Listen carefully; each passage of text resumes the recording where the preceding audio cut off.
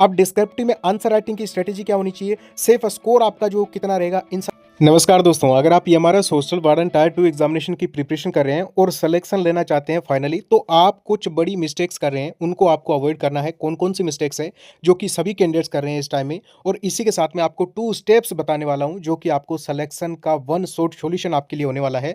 और इसी के साथ में अभी टाइम बहुत कम बचा है, तो आपके डिस्क्रिप्टिव और ऑब्जेक्टिव को आपको जो है वो कैसे करना है, एग्जामिनेशन में कैसे अटेम्प्ट करना है, और इसी के साथ में अपन बात करेंगे लास्ट मिनट स्ट्रेटेजी। आप मिस मत कर देना, आपके लिए ग्रेट अपॉर्चुनिटी ये वीडियो भी रह सकता है। और इसी के साथ में लैंग्वेज, आप कौन सी लैंग्वेज जो है वो चूज करें, क्या लैंग्वेज हम मिक्स करके लिख सकते हैं, इसको भी क्लियर कर लेंगे। तो आप चैनल को सब्सक्राइब करके वीडियो को लाइक और आप जो है कमेंट जरूर कर देना कोई भी आपकी क्वेरी हो। अब देखिए एग्जामिनेशन दोस्तों आपका 24 मार्च को है। एक बार शॉर्ट में थोड़ा सा पैटर्न बताऊं तो देखिए 3 घंटे आपको मिल रहे हैं, क्योंकि इसी के अकॉर्डिंग हम आगे चीजें जो है वो डिस्कस करेंगे। डिस्क्रिप्टिव में कितना टाइम दोगे, ऑब्जेक्टिव में कितना दोगे, और क्या स्ट्रेटेजी रहेगी। तो सबसे पहले देखिए 15 डिस्क्रिप्टिव के क्वेश्चन है, 60 मार्क्स का आपके रहने वाला है, 40 आपके ऑब्जेक्टिव के हैं, 40 मार्क्स का आपके रहने वाला है, और नेगेटिव मार्किंग 1/3 आपके रहने वाली है। चलिए ठीक है, अभी हम बात करें तो आपको मैं बताऊं टाइम को अगर हम डिवाइड करें, अभी पूरा जरूर देखना। आप देखिए ऑब्जेक्टिव में आप जो है वो ये मान के चलिए कि 40 मिनट्स आपके लग सकते हैं, क्योंकि आप जो है पूरे 40 क्वेश्चंस पढ़ोगे, रीड करोगे, एनालिसिस करोगे, देन आप जो है वो ओमार भरोगे।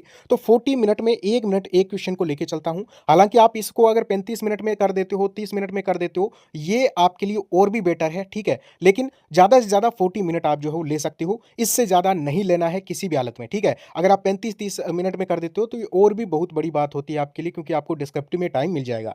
बाकी हम देखते हैं कि बाकी आपके ऑब्जेक्टिव के बाद में जो टाइम बचता है वो आपके यहाँ पे बचता है 140 मिनट, क्योंकि यहाँ पे लास्ट मिनट स्ट्रेटेजी की अपन बात करेंगे तो यहाँ पे आपके एक एक मिनट एग्जामिनेशन में इंपॉर्टेंट होगा।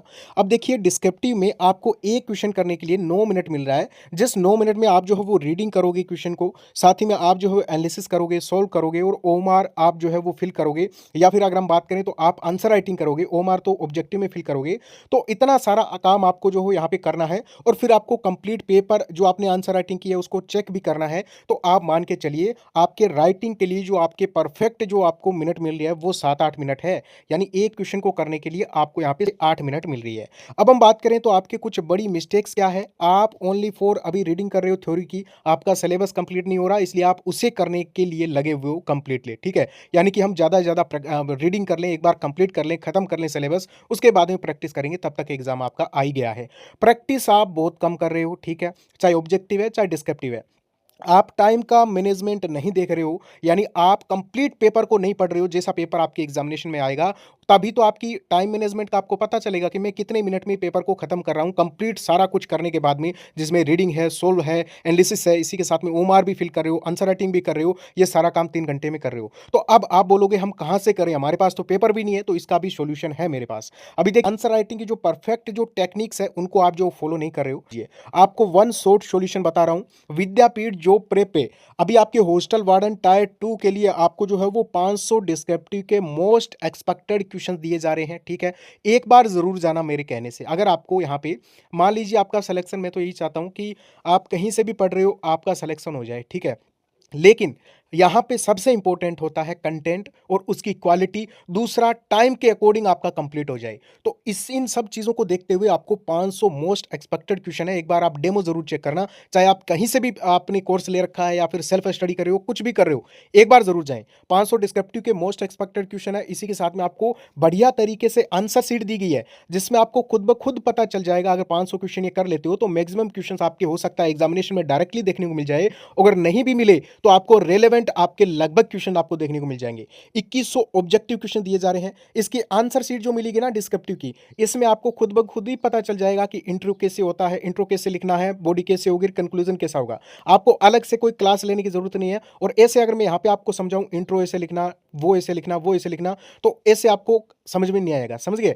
आप अगर प्रैक्टिस करोगे ना इन 500 क्वेश्चंस की, तो आपको खुद ब खुद सारी चीजें पता चल जाएगी। इसी के साथ में आपको कंप्लीट नोट्स दिए जा रहे हैं, और 5 एग्जैक्टली हूबहू आपको ओरिजिनल रियल फॉर्मेट में पेपर दिए जा रहे हैं, जैसा पेपर एग्जाम में आपको देखने को मिलेगा, जिसमें हर टाइप के क्वेश्चन आपके ऐड किए गए हैं। ऐसा ही आपके डिस्क्रिप्टिव ऑब्जेक्टिव के जो क्वेश्चंस मिल रहे हैं 2100 और 500, इनमें भी ऐसा ही है कि जितने टाइप्स आपके बन सकते हैं, जिस जिस लेवल के क्वेश्चंस बन सकते हैं, सारी चीजें डाली गई है।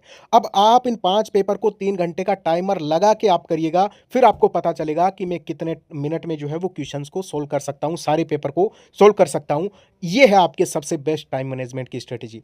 अब देखिए, आपको ओनली फॉर 599 में जो है वो कंप्लीट बैच मिल रहा है। अभी चूकना मत, एक बार आप डेमो जरूर देखना, ये बाद में मौका नहीं मिलने वाला कभी भी आपको, ठीक है। मैं तो बोलता हूं कि आपको मौका मिलने का ऐसा हो ही नहीं कि आपको दोबारा हॉस्टल वार्डन का पेपर देना पड़े, ठीक है। आप इस बार ही सिलेक्शन ले लो, और इसके लिए सही स्ट्रेटेजी आपको जरूरी है। यहाँ पे आपके कूपन कोड आपको KRPL लगाना है, 40% ऑफ देखने को मिल रहा है। यहाँ पे 99 प्राइस नहीं है, ओनली फॉर 599 में 40% की छूट कर दी है आप सबके कहने पे। तो अभी एक बार जरूर ज्वाइन करें इस बैच को। अगर मैं आपको बताऊं तो लास्ट टाइम में अभी आपको जो फॉलो करना है, देखिए 2 स्टेप्स क्या है। सबसे पहले आप डिस्क्रिप्टिव का कंप्लीट 500 क्वेश्चन सोल्व कीजिए, आप ऑब्जेक्टिव के क्वेश्चन लगाइए और रिवीजन कीजिए नोट्स का। आप कर सकते हो, इतने टाइम में भी हमने उसी टाइप के फॉर्मेट में आपको नोट्स दिए हैं, कंप्लीट डिस्क्रिप्टिव की आपको आंसर शीट, और आप पेपर जो डिस्क्रिप्टिव के क्वेश्चन है इनको डाउनलोड कर सकते हो। इसमें स्पेस भी दिया गया आपको लिखने के लिए, तो उसी में लिख के आप कंप्लीटली पेपर का जो है वो एनालिसिस भी बहुत शानदार तरीके से कर सकते हो। अब सेकंड स्टेप ये है कि 3 घंटे के अंतराल में आपको जो है वो कंप्लीट आपको एक पेपर सोल्व करना है, हर दिन एक पेपर सोल्व करना है, 5 दिनों तक ये काम करना है। और जब आप 5वां पेपर करोगे ना, तो आप ये मान के चलिए आप रियल के 5 पेपर दे चुके होंगे, और वो भी टॉप लेवल के। CBSE जितना भी हार्ड पेपर बना दे, आपको हर टाइप के क्वेश्चन देखने को मिल जाएंगे। तो अब डिस्क्रिप्टिव में आंसर राइटिंग की स्ट्रेटेजी क्या होनी चाहिए, सेफ स्कोर आपका जो कितना रहेगा, इन सब चीजों को लेकर बात करें तो देखिए, फॉर्मेट में ये है कि 4 नंबर का आपका पेपर है। यहाँ पे आपके सबसे पहले इंट्रोडक्शन, फिर आप ये मान के चलिए इंट्रोडक्शन में आप डेफिनेशन लिख सकते हो शॉर्ट में, ठीक है, या फिर उसका परिचय दे सकते हो कि आपको क्वेश्चन में पूछा क्या गया है, उसका परिचय देना आपको, ठीक है। इसी के साथ में आपको बॉडी में आपको पॉइंट्स बना के चीजों को लिख सकते हो, या फिर आप बॉडी में आप शॉर्ट पैराग्राफ भी लिख सकते हो, और उसमें जो इंपॉर्टेंट चीजें उनको आप हाईलाइट कर सकते हो, ठीक है। ये तो आपको करना है, हाईलाइट मतलब आपको अंडरलाइन कर सकते हो। अब आप ये बोलोगे कि हमें इसे बोलने से तो समझ में नहीं आएगा, तो आपको जो 500 डिस्क्रिप्टिव के क्वेश्चन दिए गए हैं ना, इनमें आपको कंप्लीटली इसी फॉर्मेट में चीजें दी गई है, आपको पता चल जाएगा। आप ऐसे मत लिखना एग्जामिनेशन में कि ये मैं इंट्रो लिख रहा हूं और ये मैं अब इंट्रो यहां पे ऐसे लिखूंगा, ऐसे ये इंट्रो नाम भी नहीं लिखना है आपको, लेकिन फिर भी आपको कंप्लीट उसी टाइप से उसी फॉर्मेट में चलना है, समझ गए ना। आपको सिर्फ स्टार्टिंग करनी है उस टाइप से कि सबसे पहले परिभाषा लिख दी, उसके बाद में आप बीच में जो है वो पॉइंट बना बना के चीजें लिख रहे हो, उसके बाद में आप जो है वो पैराग्राफ टाइप जो शॉर्ट में कंक्लूजन लिख रहे हो। इसी टाइप से आपको 500 क्वेश्चन दिए गए हैं, आपको अपने आप ही समझ में आ जाएगा कि कैसे क्या कुछ चीजें लिखनी है, ठीक है।